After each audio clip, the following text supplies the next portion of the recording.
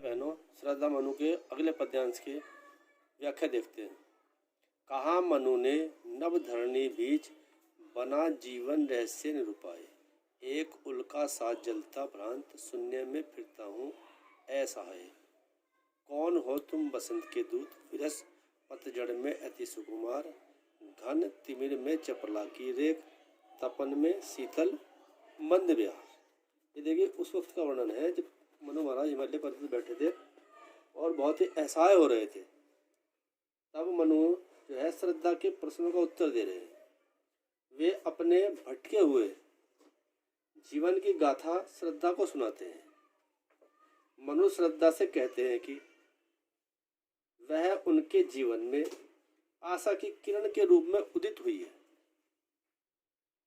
श्रद्धा मनु के पास में खड़ी हुई है और मनु उसे अपना परिचय देते हुए कह रहे हैं कि मैं इस निर्जन प्रदेश में आश्रयहीन हूँ।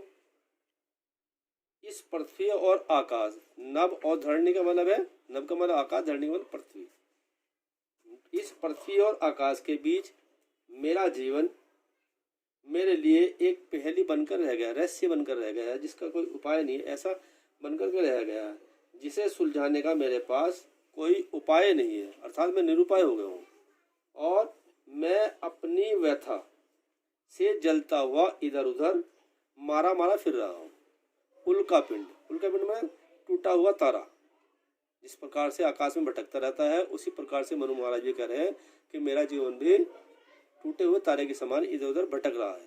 शून्य में फिरता हूँ ऐसा है। जिस प्रकार आकाश में टूटा हुआ तारा इधर उधर भटकता रहता है, उसी प्रकार से मैं भी भटक रहा हूँ।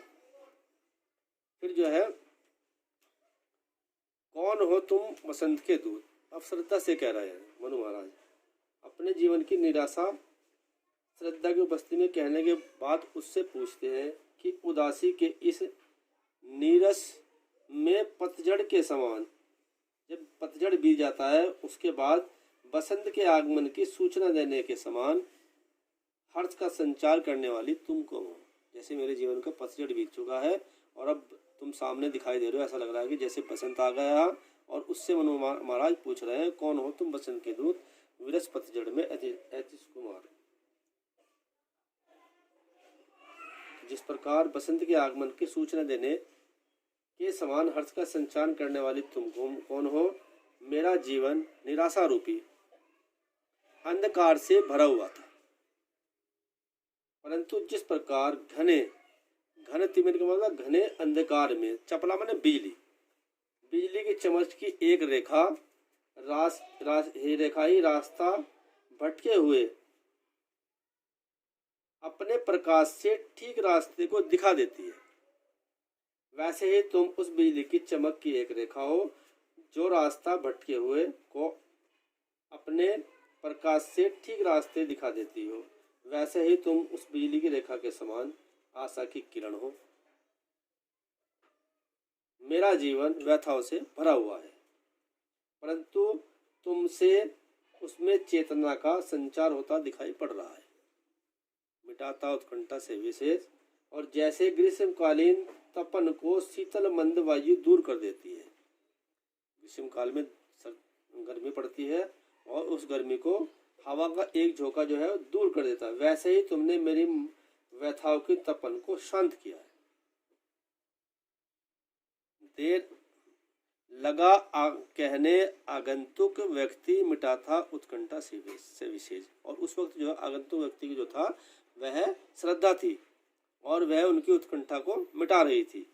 और दे रहा हो कोकिल सानंद। जिस प्रकार कोयल के बोलने पर व्यक्ति को आनंद मिलता है, उसी प्रकार से श्रद्धा के बोलने पर मनु महाराज को भी बड़ा आनंद मिल रहा था। सुमन को ज्यों मधु संदेश। जिस प्रकार से फूलों का कोई सुगंधित मधु में संदेश हो, श्रद्धा बोलती ऐसी दिखाई पड़ रही थी। भरा था मन में न उत्साह, सीख लूं ललित कला का ज्ञान। और उसके मन में अनेक प्रकार का उत्साह भरा हुआ था और मनु महाराज कहते हैं कि मैं उनसे ललित कलाओं का ज्ञान, अनेक प्रकार की कलाओं का ज्ञान सीखना चाहता हूँ। इधर रहे गंधर्व के देश, पिता की हूँ प्यारी संतान। अब श्रद्धा कह रही है कि मैं गंधर्व देश की रहने वाली हूँ और अपने पिता की प्यारी संतान हूँ। दृष्टि जब जाती हिमगिर की ओर, प्रसन्न करता मन अधिक अधीर। धरा की यह सिकुड़न भयभीत, आह कैसी है क्या है पीर। तो कह रही दृष्टि जब जाती हिमगिरी की ओर, जब दृष्टि जो है हिमालय पर्वत की ओर जाती है, प्रसन्न करता मन अधिक अधीर, प्रसन्न जो है मन अधीर होकर के धैर्य ने धारण करके अनेक प्रकार के प्रश्न करता है।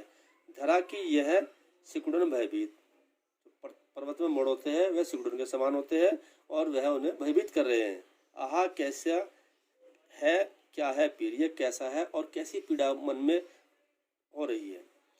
बड़ा मन और चले ये पैर शैल मालाओं का श्रृंगार, कि मन उस ओर चला, उस ओर पैर श्रृंगार की ओर, सुंदर प्राकृतिक की ओर जाना चाहते हैं। शैल मालाओं का श्रृंगार, इस प्रकार से पर्वत मालाओं का श्रृंगार हो।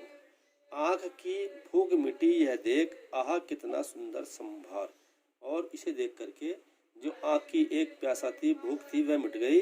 और यह देखो कितना सुंदर और जो है दृश्य है। यहाँ देखा कुछ बलिकान, भूत हित रत किसका यह दान। और जैसे ही उन्होंने जो है कुछ अन्न पड़ा हुआ था, उसे देख करके वो जो है बलि का अन्न था, उसे देख करके उन्होंने कुछ अनुमान लगाया कि यह अन्न जो है किसके लिए दान किया गया है। इधर है कोई अभी सजीव हुआ ऐसा मन में अनुमान, और उसे देख करके ऐसा अनुमान लगा कि कोई जिंदा है, तभी तो ये बलि का अन्न दान किया गया है। तपस्वी तब श्रद्धा कहने लगी, तपस्वी क्यों इतने हो क्लांत, वेदना का यह कैसा वेग।